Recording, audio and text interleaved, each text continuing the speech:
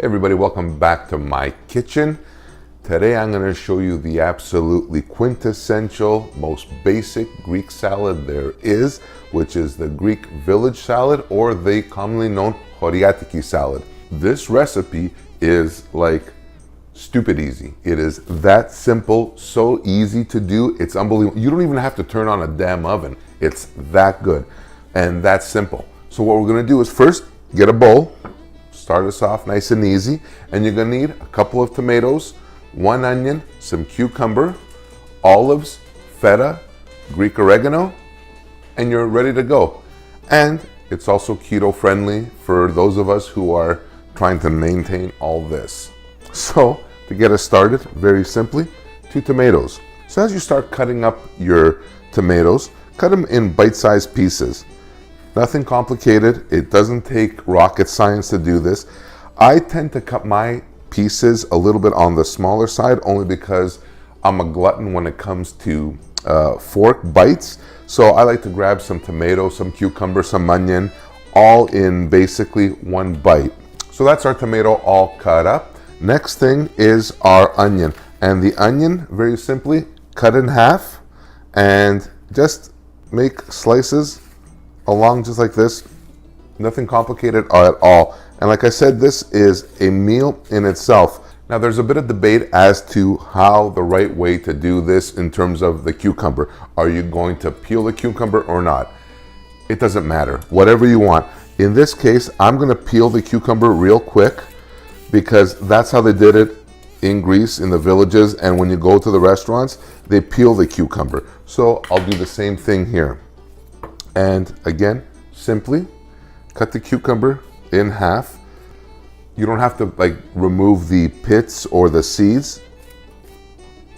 Cucumbers don't have pits. So just bite-sized pieces. Again, nothing complicated, just like that. So our salad is building.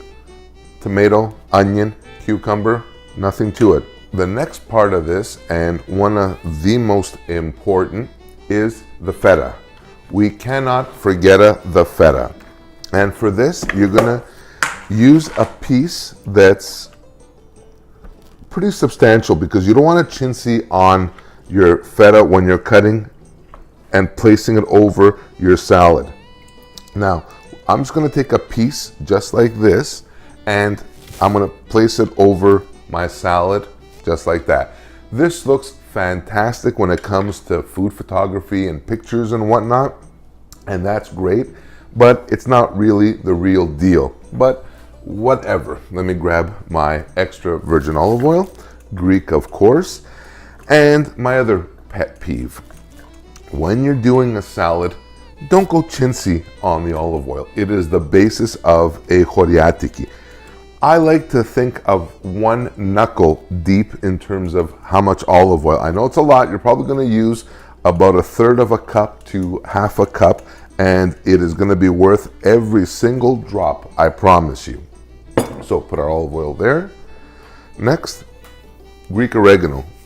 Dried Greek oregano is what actually is going to make this flavor profile, and you're going to do about 1 tablespoon in this salad. And of course, what's a Greek salad without Kalamata olives? And for this, I'm using my own Kalamata olives, and I'm just gonna take some and just throw some over, just like that. I know that's it. That's all it is. Now, this looks as cute as a picture. It's beautiful. You wanna look at it, you wanna admire it, look at that. You got the feta and all that. Greeks don't do that. What Greeks do is they grab the feta and they crumble it. They crumble it all over the salad, and it's messy. It's supposed to be. That's what this is all about. And what you're going to do is take your knife. It doesn't have to be anything. You can use a fork, you can use a spoon, and stir this all around. And again, you're going to gauge how much olive oil you have in your salad. That's just perfect right there. At this point, for me, I don't add salt, but if you would like to add salt, this is the time to do it. I find for me, I'd rather go heavier on the feta and get my salt or the brininess from the flavor of the feta. So that's an option for you as well. And clearly, I'm not seeing that much olive oil. here. So I'm going to add a little bit more, which is fine for me. And because you're not cooking this olive oil, I would strongly recommend getting the absolute best quality or the best olive oil you can find, which is probably Greek. Hate to break it to you, but anyway. So, my friends, this is it. This is my Greek horiatiki salad right here. It's absolutely delicious. In fact, I can't wait to try this.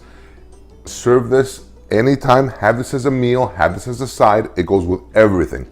Chicken, fish, beef, pork, obviously, lamb. On its own, a winner every time.